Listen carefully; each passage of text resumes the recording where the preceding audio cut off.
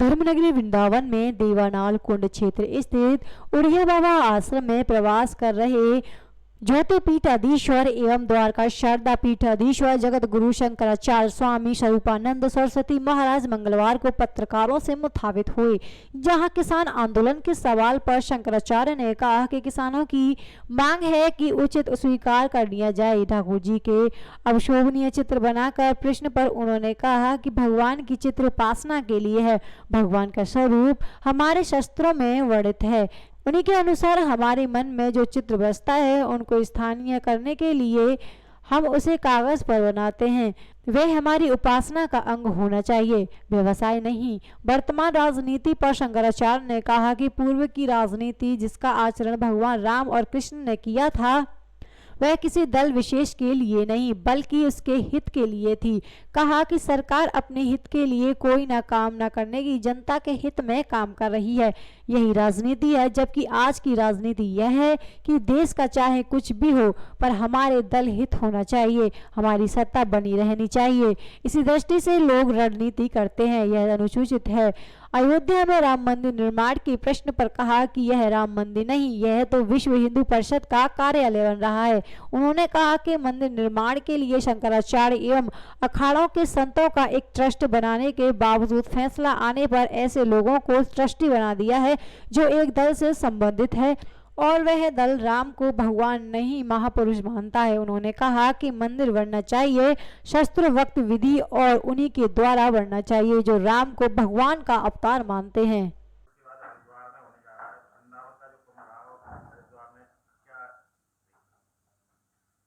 मुख्य कुंभ तो हरिद्वार का ही है। कुंभ किसी सम्मेलन का नाम नहीं है, एक पर्व है जो 11 या 12 साल के पश्चात आता है, तो वो हरिद्वार में आ रहा है।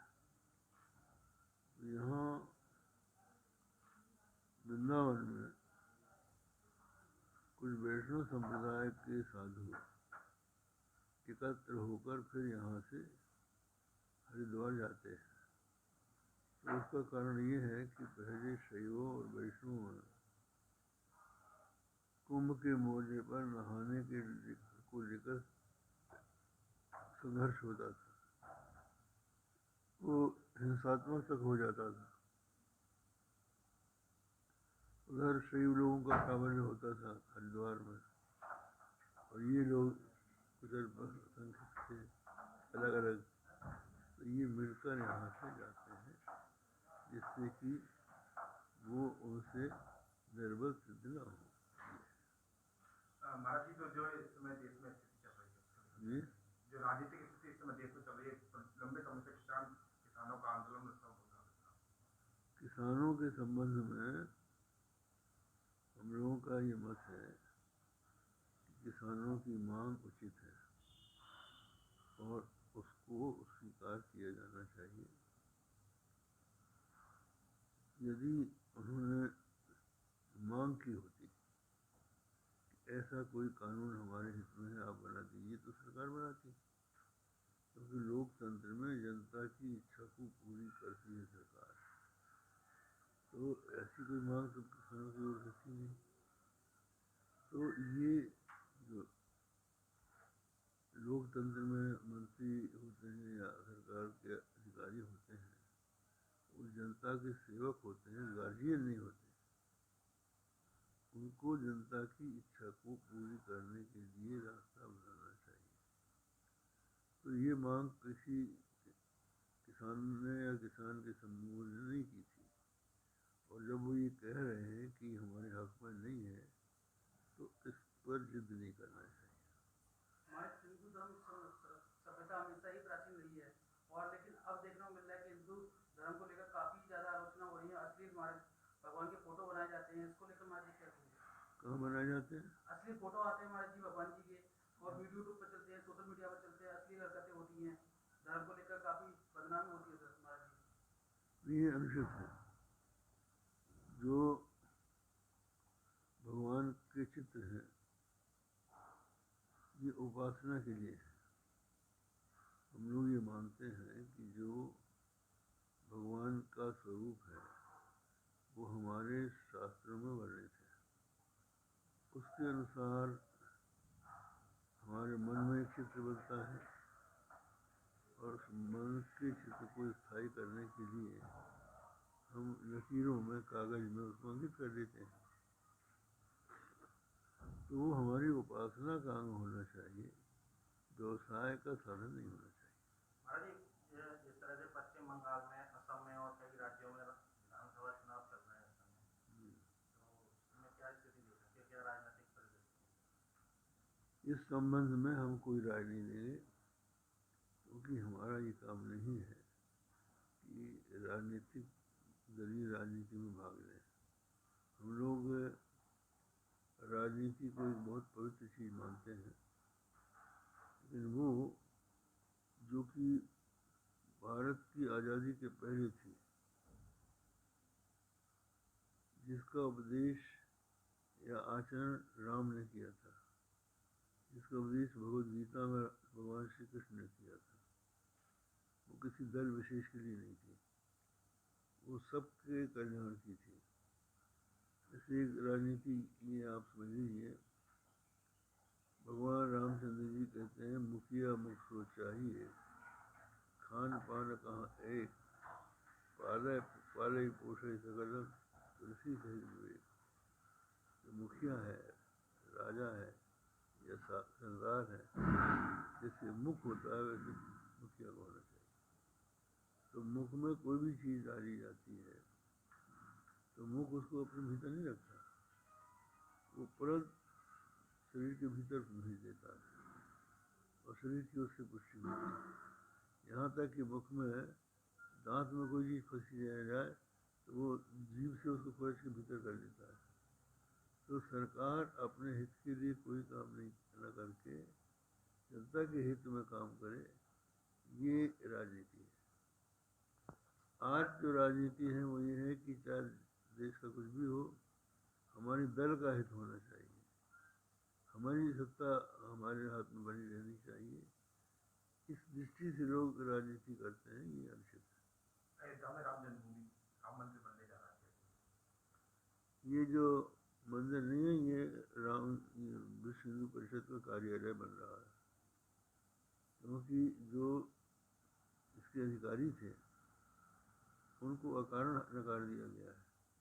आपको पता होना चाहिए कि नरसिंह राव ने जब 35 एकड़ जमीन का अधिग्रहण किया, जिसमें राम जन्मभूमि सम्मिलित थी, तो उन्होंने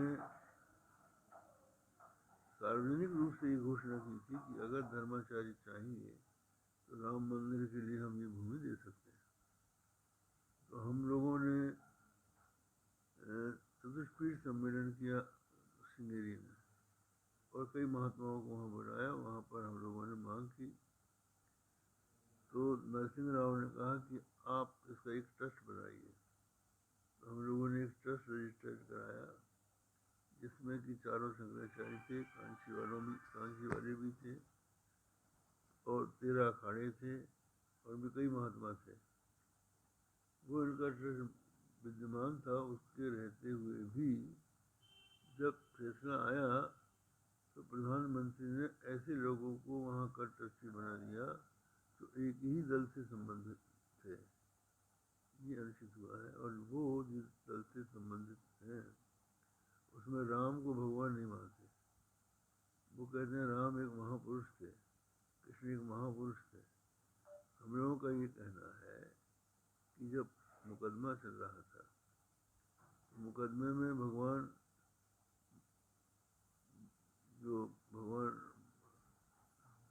श्री राम की जो मूर्ति है, बाल मूर्ति, उसकी विजय हुई है। जिसकी विजय हुई है उसका मंदिर बनना चाहिए। तो भगवान की जो मूर्ति है, जो दशरथ के आंगन में खेलने वाली मूर्ति है, वो कहाँ आदर्श है? भगवान आदर्श तब हुए जब उन्होंने विश्वामित्र जी के यज्ञ की रक्षा की, जब उन्होंने पिता की आज्ञा से वनवास स्वीकार कर लिया, वहाँ से लौट के आदर्श राज किया। लेकिन जो बालक है, मंगल भवन मंगलहारी, द्रवो सुदर्शित अजर विहारी, वो कहाँ आदर्श थे? तो हमारे ध्येय ये परमाराध्य है, उनका मंदिर बनना चाहिए, और मंदिर बनना चाहिए शास्त्रोक्त तरीके से, और उन्हीं के द्वारा बनना चाहिए जो गुरु राम को भगवान का अवतार मानते हैं। महाराज जी, जिस तरह से जन्मभूमि, कृष्ण जन्मभूमि और काशी विश्वनाथ को लेकर भी आंदोलन काफी लंबे समय से चल रहा है, तो अब क्या कृष्ण जन्मभूमि के लिए हम लोगों का ये कहना है कि जो मुसलमानों के शासनकाल में हमारे हिंदुओं के साथ अत्याचार हुआ है, आज हमारे मुस्लिम भाइयों को उनका समर्थन नहीं करना चाहिए। अब आप समझ लीजिए, एक समय ऐसा आया जब मुस्लिम शासकों ने कहा कि यह देश मुसलमानों का है, अगर इसमें हिंदुओं को अपने धर्म का पालन करना है तो उसको जजिया कर देना पड़ेगा। तो उस समय जजिया कर देना पड़ेगा हिंदुओं को अपना धर्म बचाने के लिए। क्या आज हमारे मुस्लिम भाई ये आशा रखते हैं? तो हम कहते हैं, अगर बाबर को, औरंगजेब को मुसलमानों के लिए कहीं मस्जिद बनानी ही थी तो वो तो वहाँ उसको बहुत सी जमीन हुई थी, वो हमारी जन्मभूमि में तो हो गया। राम जन्मभूमि को ही उस मस्जिद के लिए क्यों चुना? कृष्ण जन्मभूमि को ही क्यों चुना? और अगर तोड़ा है तो भगवान विश्वनाथ जी के मंदिर को ही क्यों तोड़ा? ये सब बातें जो है अनुचित हैं, और इसका हमारे मुस्लिम भाइयों को समर्थन नहीं करना चाहिए, और न तो जनता के द्वारा चुनी हुई संस्कार को इसका समर्थन करना चाहिए। देश के समय आर्थिक स्थिति जो है चरमरा हुई है, महंगाई कहीं ना कहीं अपने जोरों पर है, सरकार क्यों कैसे? ऐसा है, हमारा स्पष्ट मत है कि देश की उन्नति कठोर परिश्रम से होती है। जब देश के किसान कठोर परिश्रम करेंगे, मजदूर कठोर परिश्रम करेंगे, सब लोग मिलकर देश की उन्नति के लिए कार्य करेंगे, तो देश की उन्नति होगी, उत्पादन बढ़ेगा, उत्पादन बढ़ेगा तो महंगाई कम होगी। लेकिन आपने नोटबंदी करवा दी, नोटबंदी से न जाने कितने कारखाने खत्म हो गए, न जाने कितने, और किसानों का भी आंदोलन चल रहा है। तो ये ऐसे कार्य हैं कि जिससे लोग आलसी हो गए। बहुत से लोग अब ये नहीं सोचते कठोर परिश्रम करना चाहिए, तो कहते खुदा दे खाने को तो क्यों जाए कमाने को। तो परिणाम ये हुआ है कि उत्पादन बढ़ नहीं रहा है, और उत्पादन के लिए जितना भी अपेक्षित धन है उससे ज़्यादा लागत लग रही है व्यापार में भी। अब देखिए, देश में इतना भ्रष्टाचार है कि कोई भी व्यापारी ईमानदारी से व्यापार नहीं कर सकता। उसको इनकम टैक्स के ऑफिसर को रिश्वत देनी पड़ेगी, ऑफिसरों को रिश्वत देनी पड़ेगी, मिनिस्टरों को देना पड़ेगा। इसी तरह से कोई भी किसान हम जब भोग ही रहे बेचारे, इतने दिन संघर्ष कर रहे हैं, लेकिन कहाँ उनकी बात सुन रहे हैं? क्या आवश्यक है इतना हट करने की? अगर वो नहीं चाहते हैं तो उसको रद्द करो। बोलिए।